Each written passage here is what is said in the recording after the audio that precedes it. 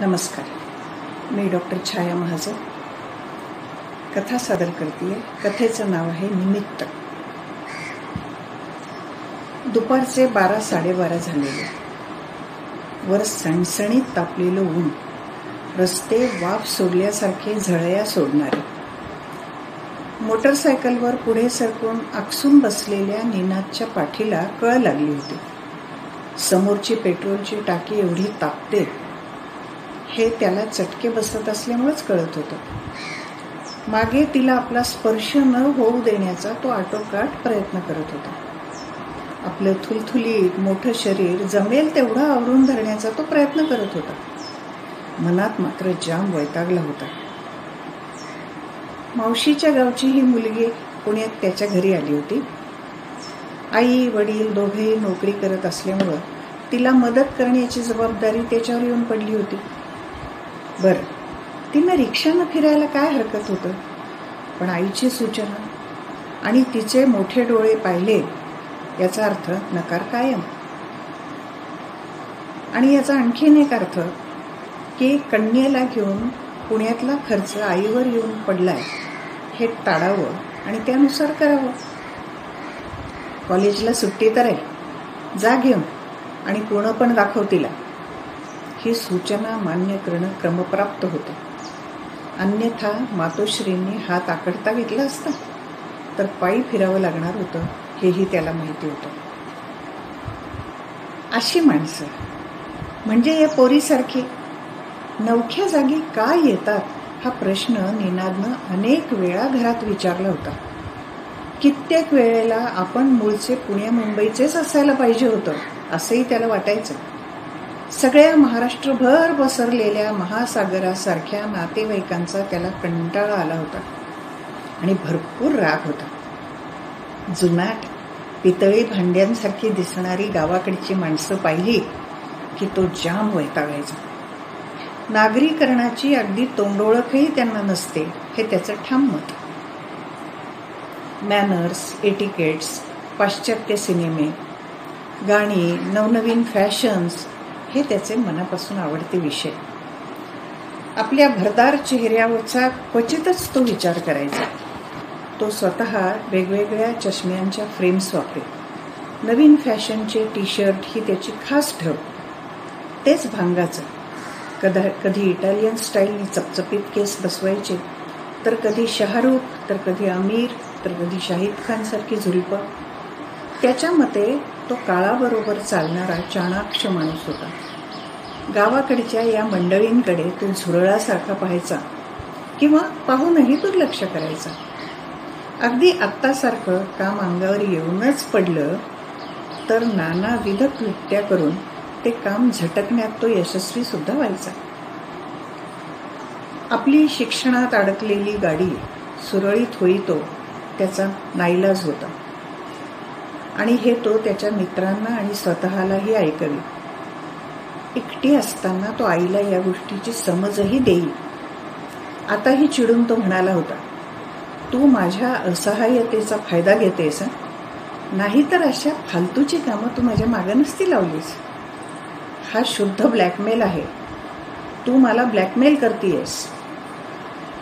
त्याने आईला सत्याची जाणीव करून दिली. मला कमवायला तर लागू दे, मग बघ. दिवे, आधी शेवटच्या वर्षातून पुढे सरका. मागचे विषय ठेवत ठेवत पुढच्या वर्षी सरकता सरकता तुमच्या नाकी नऊ आलेत. तुमच्या बरोबरची मुलं पहा. 2 वर्षामागे नोकरीला लागून लग्न करते झालेत. तुम्ही अजून इतके लहान आहात की आम्ही पोरासारखं तुमचं करतोय. आईने ठणकावल्यासारखा विषय संपवला. त्यांनी विषय संपवला तरी बाबामध्ये कडमडलीच. वजन कमी करा. आपल्याच अपत्याला आपण नावं ठेवू नयेत. नाहीतर 90 किलोच्या दुसऱ्या इसमाला आम्ही दात विचकत हसलो असतो.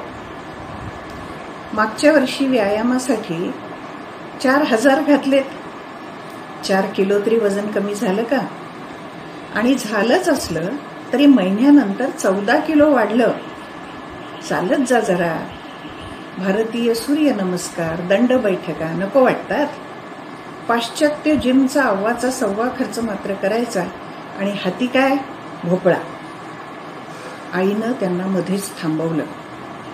डोळ्यांनीच ती मुलगी बाथरूममध्ये असल्याची खूण केली.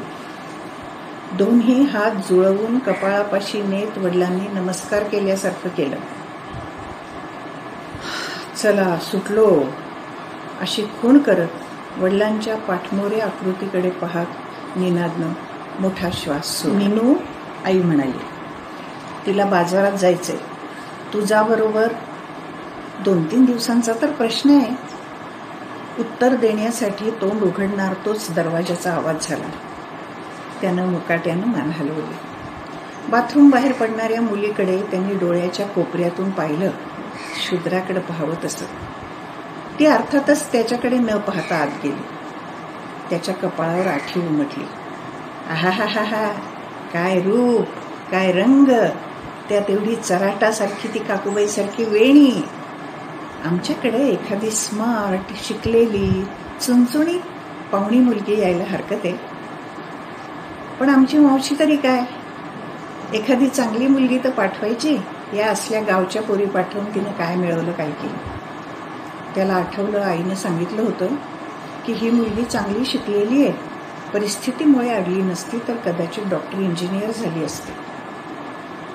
कशामुळं काय झालं यापेक्षा सध्या काय आहे हे पाहायचं आमची आई टाळते. दुसरं काय, पुष्कळ शिकलेली असली तरी गावंढळ ती गावंढळ. आई म्हणते तसं. कडू कारलं साखरेत घोळलं काय आणि तुपात घोळलं काय, कडूच. तसं शिक्षण घेतलं तरी काय, एकूण जाणीवेची क्षमता थोडीच वाढते. मोठ्या सागरात होणं वेगळं, टपक्यात वेगळं. अनुभव आहे या पोरीला. कपाळावर तेलाचे ओघळ येई तो तेल चोपडून वेणी आवळून अवतारात हिंडणारी आहे. दोन्ही हातात घट्ट दप्तर धरून खाली मान घालून डोळे रस्त्यावर गाडत तरातरा चालणाऱ्या पोरी. पण आमच्या मातोश्रीला बोडा कोणी सतत चांगुलपण, संस्कार, रीतीभाती याच्यावर व्याख्यानं द्यायची सवय लागली आहे. त्यानं मारक्या बैलासारखं खूप करत निश्वास टाकला आणि स्वतःच्या हतबलपणामुळं हताश होऊन मान झटकली. आलिया भोगासी असं मोठ्यानं म्हणत तो हॉलमध्ये गेला. आता उन्हात गाडी चालवताना ते आठवून तो चिडल्यासारखा झाला. समोरच्या पत्र्याचे चटके असह्य झाले तशी त्याने गाडी बाजूला उभी केली. काही करा, हे वजन सालं कमी होत नाही, तो कुटकुटला. उतरा, कोरडेपणानं तो म्हणाला. तो घामानं थबथबला होता. चेहरा लहान वाटावा म्हणून त्यानं मित्राच्या सांगण्यावरून सोल्जर कट केला होता. पण त्यामुळं घाम ओघळून चेहऱ्यावर धारा वाहत होत्या. त्यानं चष्मा काढला. रुमालानं खसखसून तोंड पुसलं. पुन्हा चष्मा टेकवत तिच्याकडे पाहिलं. ती नुसती मख्खासारखी उभी होती. गावंढळ, कुठून कुठून येतात ही माणसं. काय रूप, साडी कुठं वर कुठं खाली, केस काय, कोणत्या शतकातली हेअरस्टाईल केली आहे देवाला जोळे. आपली आई पण ग्रेटच आहे. हे झेंगट माझ्या मागे लावून दिलं. हे सगळं मनातल्या मनात तो मोठ्यांदा बोलत होता. काय, तिनं विचारलं. काय काय, हे कसल्यासारखं तो बोलला. आपण घरी जाऊ, तुम्हाला नसता माझा त्रास. बोलताना तिचा आवाज गोड असल्याचं त्याला जाणवलं. तिचा स्वर खालचा आणि पडका होता. तो वरमला. नको म्हणत त्यानं गाडी सुरू केली. ती मुकाट बसली. तिनं झटपट खरेदी केली असं त्याला वाटलं. मुख्य म्हणजे बहुतेक गोष्टी तिनं आजीबाई टाईप घेतल्या नव्हत्या हेही त्यांनी निरखलं. पण एवढ्या सगळ्या प्रकारात आपण तिला नावही विचारलं नाही हे त्याला आठवलं. आता तिला रुमालवाल्यापासून परत बोलावण्यासाठी काय करावं हे त्याला कळेना. करीत तो बोलावू लागला. तसे आजूबाजूचे लोक त्याच्याकडे मजेशीर पाहायला लागले. अगडबंब थुलथुलीत शरीर, गोल गरगरीत मडक्यासारखं डोकं, चष्मा, बारीक कापलेले केस, बारीक मिशा, ही सुद्धा मित्राचीच युक्ती. लोकांची नजर चेहऱ्याच्या मध्यावर खिळवून ठेवायची म्हणजे जाडी जाणवत नाही म्हणून. घामानं ओले झालेले कपडे, शुकशुक करताना उंचावलेला हात खाली घेताना त्याला स्वतःलाच वाटलं की आपला पंजा चांगलाच जाड झालाय.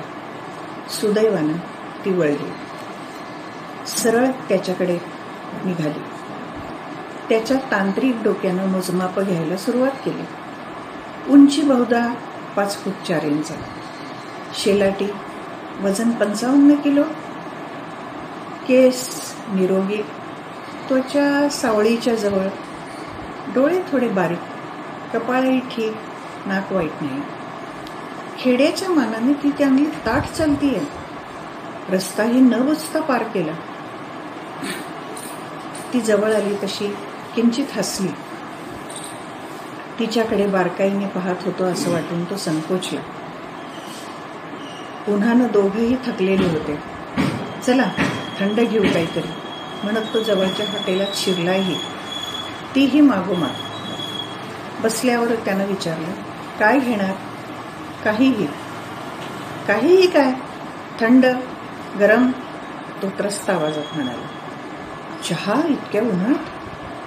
तो वरमला. ऑर्डर दिल्यावर त्यानं पहिल्यांदाच सरळ तिच्याकडे पाहिलं. नाव काय तुमचं? निमा. निनादला गंमत वाटली. निमा, निनाद. तो हसला. काय झालं? तिनं विचारलं. केवढं गाव आहे तुमचं? इथून किती लांब? घरी कोण कोण आहे? वडील काय करतात? मावशीचं आणि तुमचं काय नातं आहे? ती हसली. एकदम एवढ्या प्रश्नांची उत्तर द्यायची सवय नाहीये मला. ती बोलली नाही. तो गप्प झाला. आपण जरा जास्तच कोरडे आणि फटकळ असल्याचं त्याला जाणवलं. आपल्या शरीरामुळे लोक आधीच गंमतशीर आपल्याकडे पाहतात, मग सहानुभूतीनं सल्ले देतात. हा त्याचा अनुभव होता. मागे टिंगलही करतात, हेही त्याला माहिती होतं. निनाद हातातल्या कड्याकडे पाहत हाताची हालचाल करत होता. ती गंभीर बोलत होती. आपल्याकडे पाहायचं टाळते आहे असं त्याला वाटलं आणि एकदम त्याच्या लक्षात आलं. बाप रे, ही पोरगी मला पाहायला आली आहे की काय? तो मनात ओरडला.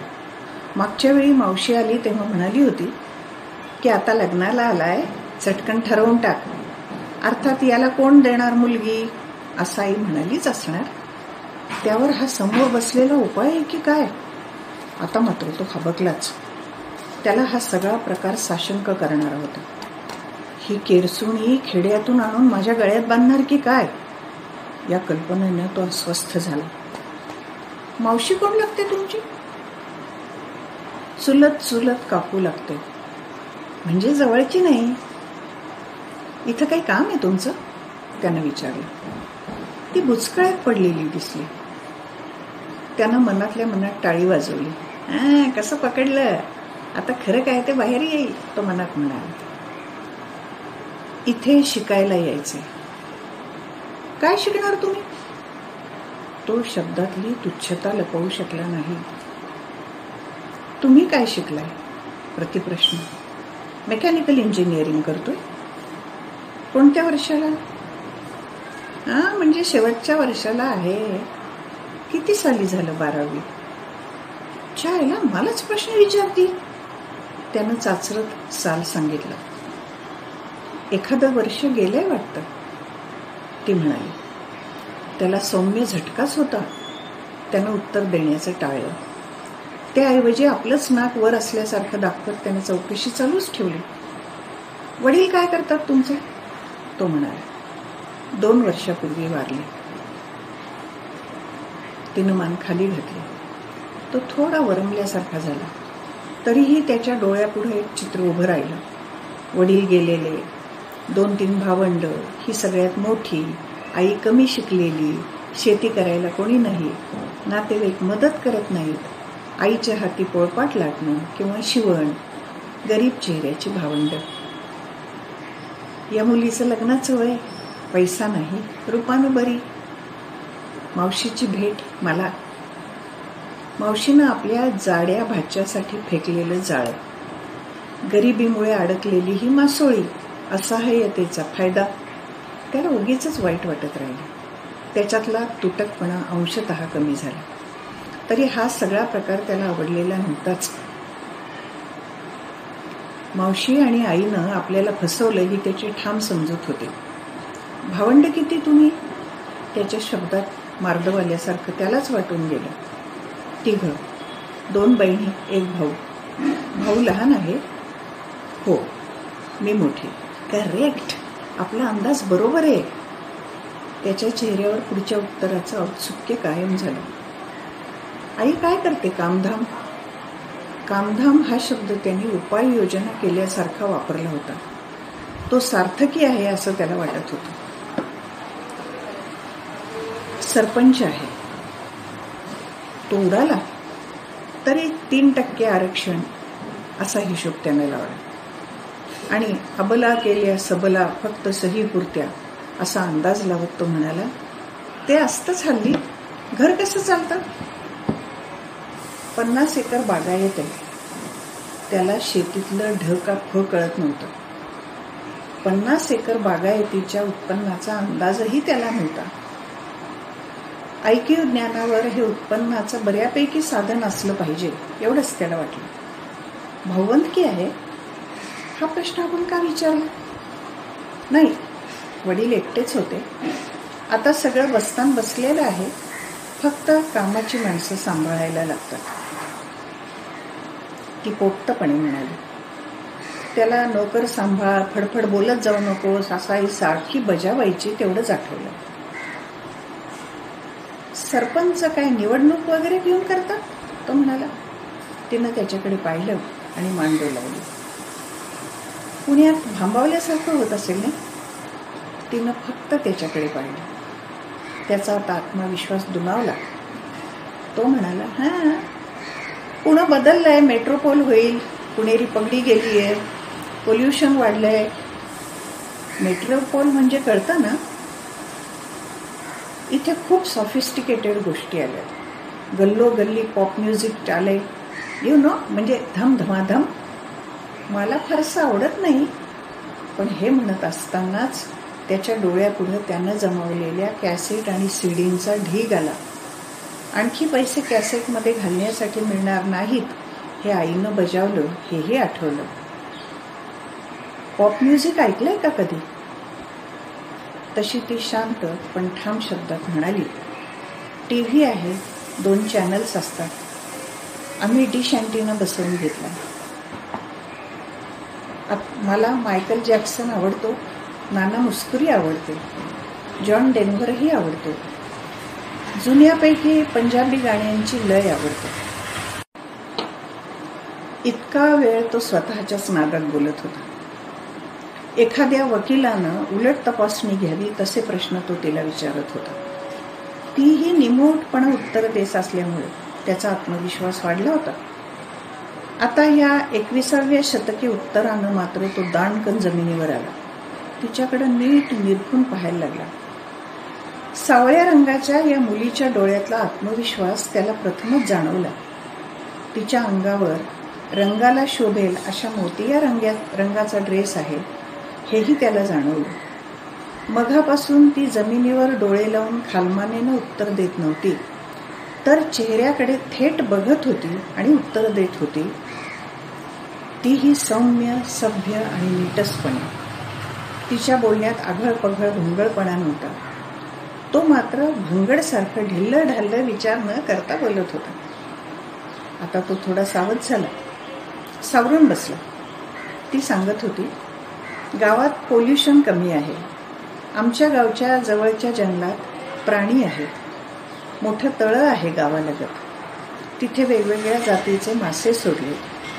माशांच्या विविध जातींवर संशोधन चालले. जलचर प्राण्यांवर टीव्हीवर एक मालिका बनवायची होती. त्यावेळेला लोक तिथे आले होते. ती थांबली. त्याच्या प्रतिक्रियेचा आणि प्रश्नांचा अंदाज घेत आणि मग म्हणाली, मी इथं रसायनशास्त्रात MPhil करायचं म्हणतेय. उद्या विद्यापीठात जाईन. पण तो गोंधळला. म्हणजे त्याला शब्द सापडेना. मग तीच म्हणाली, मी मुंबईला MSc केलंय, पण घरच्या गोंधळात रजिस्ट्रेशनची तारीख गेली. त्याचा आ बंद झाला नाही.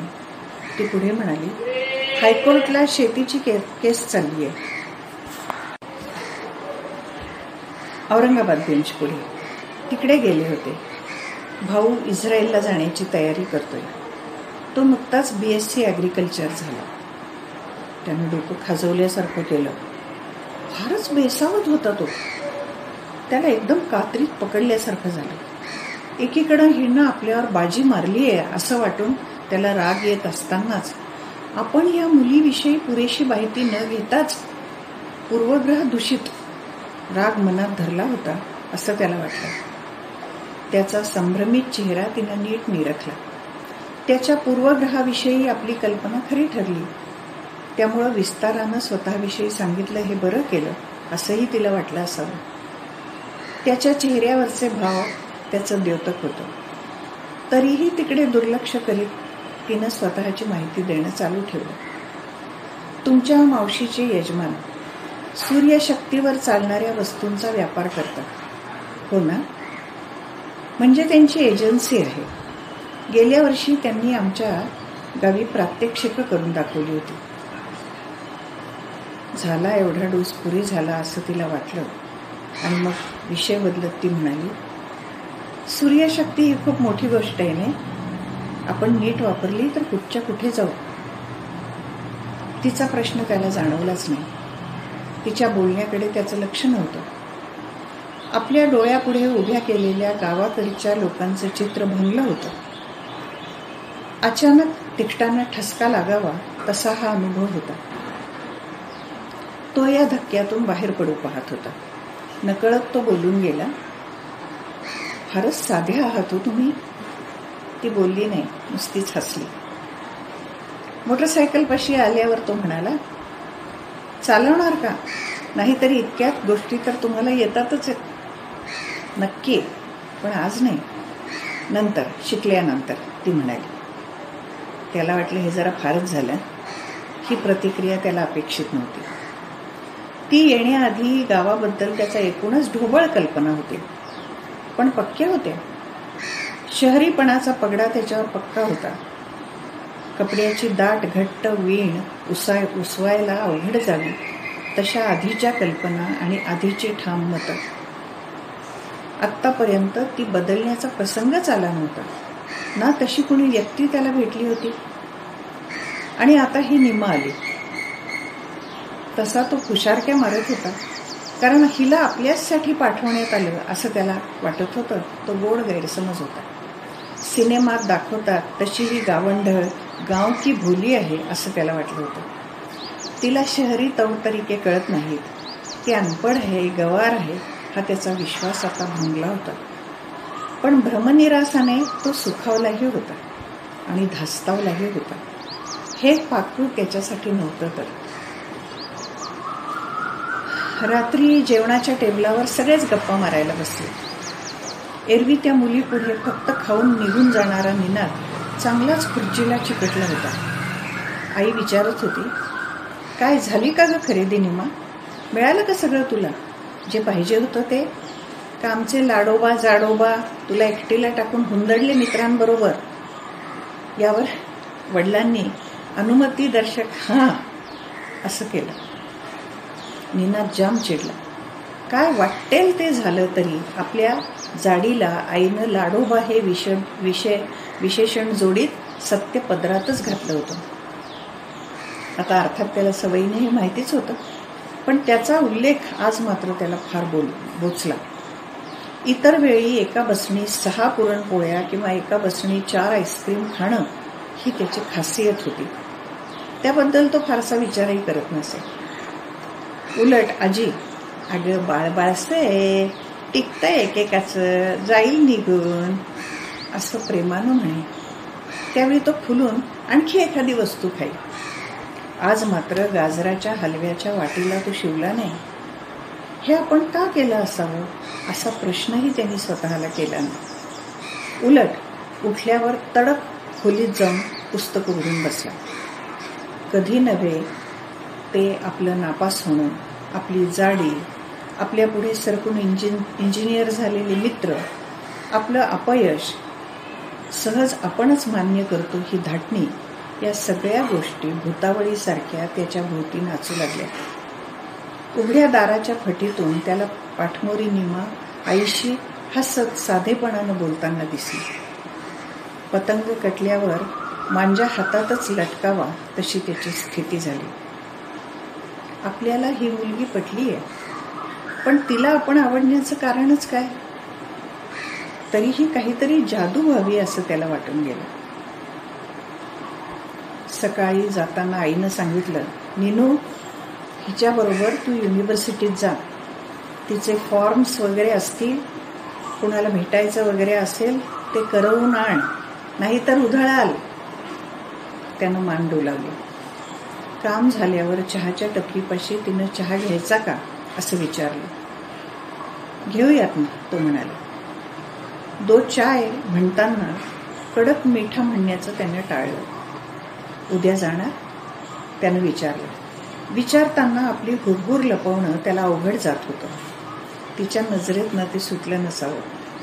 तिनं मान डोलावली, म्हणाली, परत येते ना, इथे हॉस्टेलला राहायचंय. तसंच ठरलंय, मग भेट होईलच ना आपली. त्याला उड्या मारण्याची उर्मी आली. चेहऱ्यावरचा अधीरपणा झाकवू शकत नव्हता. तुमचा काय बेत? तिनं विचारलं. ताबडतोब जिम. नाही, व्यायामशाळा जॉईन करतो. स्वतःकडे चौफेर पाहत अडखळत तो म्हणाला, जाडी जरा जास्तच वाढली आहे नाही? तर काय, जिम करा, चष्मा काढा, कॉन्टॅक्ट लेन्सेस लावा आणि पुस्तकं. त्यानं काय होणार? त्यानं मध्येच तोडलं. कोणी सांगावं? एखादली गावाकडली फरमास पोरगी सुद्धा गटवाल. ती मोकळ्या हसली. तिनं टाळीसाठी हात पुढे केला. निनाद आ वासून पाहत राहिला आणि मग टाळी देत तिच्या हसण्यात सामील झाला. धन्यवाद.